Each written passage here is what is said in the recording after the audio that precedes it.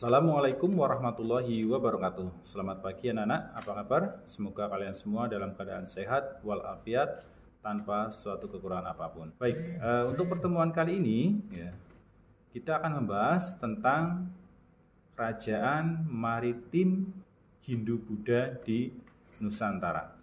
Namun sebelum itu ya, saya akan sedikit menjelaskan tentang pengertian dan budaya maritim itu sendiri.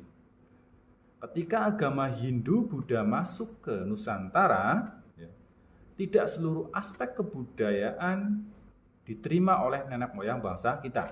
Ya. Hal itu disebabkan karena kearifan lokal yang dimiliki oleh nenek moyang bangsa kita. Akibatnya, ya, terjadilah proses akulturasi, percampuran dua kebudayaan menjadi satu, ya, yaitu kebudayaan Hindu-Buddha, ya, yang berasal dari India dan kebudayaan lokal ya dari Nusantara. Ya, sebenarnya banyak sekali hasil akulturasi dari kebudayaan Hindu-Buddha dan kebudayaan lokal Nusantara. Tapi salah satu contohnya ya, yaitu adalah penggunaan dasar-dasar huruf Pallawa dalam bahasa Jawa, Sunda, dan Bali. Selanjutnya, kata maritim itu sendiri berasal dari bahasa Latin, yaitu martimus ya, atau mare, yang artinya laut. Ya. Sedangkan dalam Kamus Besar Bahasa Indonesia, ya, maritim itu memiliki arti yang berhubungan dengan laut atau yang berhubungan dengan pelayaran dan perdagangan di laut. Sejarah mencatat bahwa sejak masa praaksara, masyarakat Nusantara telah memiliki kemampuan berlayar dengan kapal bercadik. Teknologi pelayaran tersebut semakin berkembang, terlihat dengan kemampuan mereka berlayar dengan menempuh jarak yang lebih jauh. Kemampuan berlayar menempuh jarak yang jauh tentu harus didukung dengan pengetahuan tentang navigasi, pembuatan kapal, arus laut, arah angin, terus musim, dan astronomi. Selain itu, mereka mengetahui bentuk bintang yang bermanfaat sebagai syarat untuk dapat menentukan arah tujuan pelayaran. Contohnya, resi bintang Waluku ya, berbentuk seperti bajak yang oleh masyarakat Jawa dijadikan sebagai penunjuk arah barat. Selanjutnya ada gubuk penceng ya, yang dijadikan sebagai penunjuk arah selatan. Nah, sekarang bagaimana sebenarnya agama dan kebudayaan Hindu-Buddha masuk ke Indonesia? Ada beberapa teori ya. Teori yang mengemukakan proses masuknya agama Hindu-Buddha ke Indonesia. Pak Awal akan menjelaskan 4 teori ya masuknya agama Hindu-Buddha di Indonesia. Yang pertama adalah teori Brahmana, yang kedua teori Ksatria, yang ketiga teori Waisa, dan yang keempat adalah teori arus balik. Ya. Jadi menurut Van Leur ya, bahwa golongan Brahmana lah ya yang membawa kebudayaan Hindu-Buddha ke Indonesia, yang membawa ajaran agama Hindu-Buddha ke Indonesia.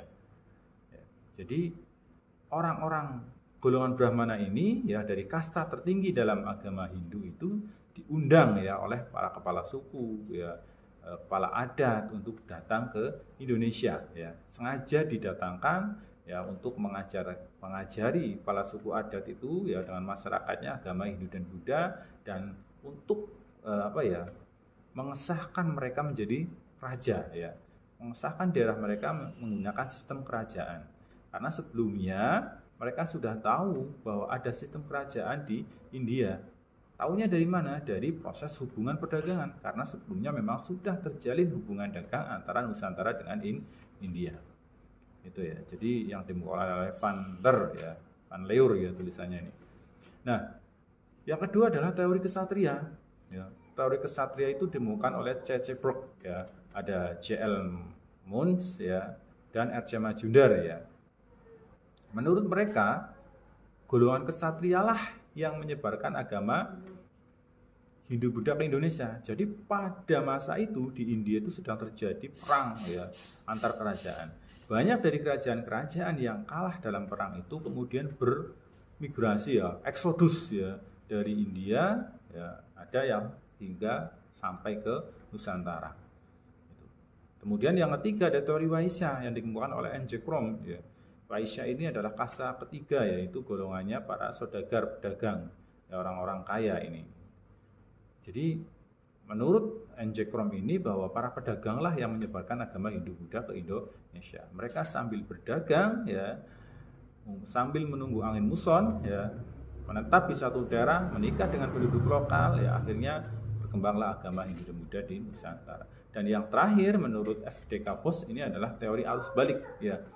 Teori arus balik itu orang pelajar-pelajar dari Indonesia sendiri, dari Sriwijaya yang disekolahkan ke India, di sana dibuatkan asrama namanya asrama Nalanda, kemudian Nalanda ya, kemudian mereka kembali lagi ke Indonesia dan mengajarkan agama agama Buddha di Sriwijaya. Itu teori yang keempat ya. Jadi begitulah proses masuknya agama Hindu dan Buddha ke Indonesia. Jadi ada beberapa pendapat memang ya. Tapi tentu saja masing-masing pendapat ini nanti ada kelemahan dan kelebihannya.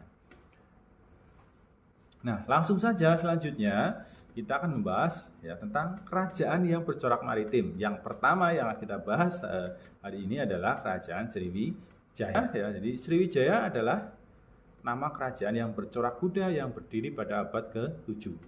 Salah satu kemaharajaan bahari ya atau maritim yang pernah berdiri di Pulau Sumatera ini memiliki wilayah kekuasaan yang membentang dari Kamboja, Thailand Selatan, Semenanjung Melayu, Sumatera, Jawa, dan pesisir Kalimantan.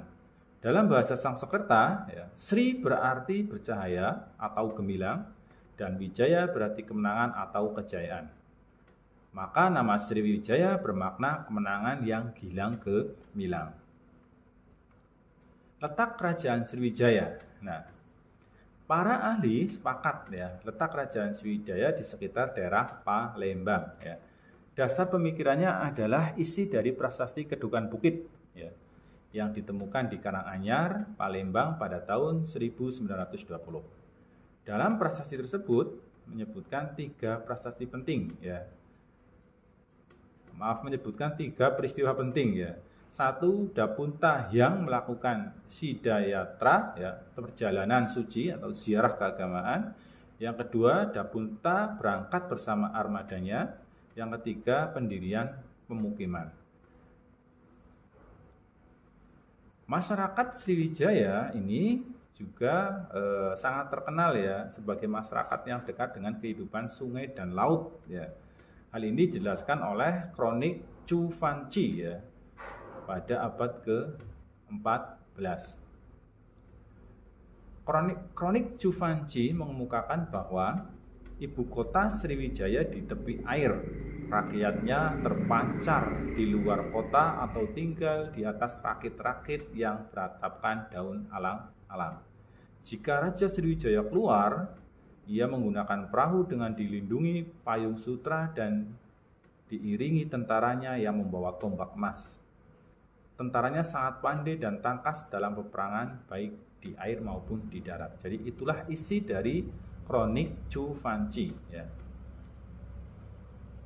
Nah, menurut kronik tersebut juga Sriwijaya merupakan pusat perdagangan terpenting di kawasan Asia Tenggara. Hal ini karena lokasinya yang berada di Selat Malaka yang merupakan jalur perdagangan internasional. Sriwijaya meletakkan dasar politik kerajaannya pada penguasaan jalur pelayaran, jalur perdagangan, dan menguasai wilayah-wilayah strategis yang digunakan juga sebagai pangkalan kekuatan lautnya. Menurut N.J. Crom ya, Sriwijaya dapat berkembang dengan cepat ya karena ada 3 faktor. Yang pertama letak geografis tadi sudah dijelaskan ya, letaknya Sriwijaya itu juga strategis, posisinya juga di Selat Malaka ya, menguasai jalur sutra ya.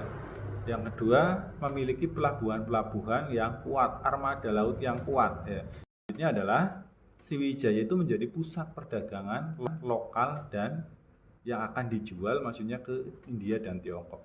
Di sekitar abad ke-10 ya, abad ke-10 sampai ke-11 terjadi serangan ya dari Raja Dharmawangsa dari Kahuripan ya. Terus serangan lain juga datang dari Raja Rayendra Kola dari kerajaan Kola Mandala ya, membuat kerajaan Sriwijaya ini mengalami runtuhan. Hal ini terdapat dalam Prasasti Tanjore. Selain itu juga serangan-serangan dari kerajaan Medang Kamulan di Jawa Timur ya, terus kerajaan Majapahit terdesak oleh kerajaan Thailand, dan yang terakhir adalah banyaknya daerah-daerah ya taklukan dari kerajaan Sriwijaya yang akhirnya melepaskan diri. Sedikit penjelasan dari Pak Awal ya tentang kerajaan maritim Hindu Buddha di Nusantara. Jadi saya hanya ambil satu, kerajaan Sriwijaya. Ya, selanjutnya nanti ada Majapahit ya dan kerajaan yang lain kita bahas di pertemuan minggu depan. Mudah-mudahan yang sedikit ini bisa bermanfaat ya. Awal akhiri billahi taufik wal hidayah. Assalamualaikum warahmatullahi wabarakatuh.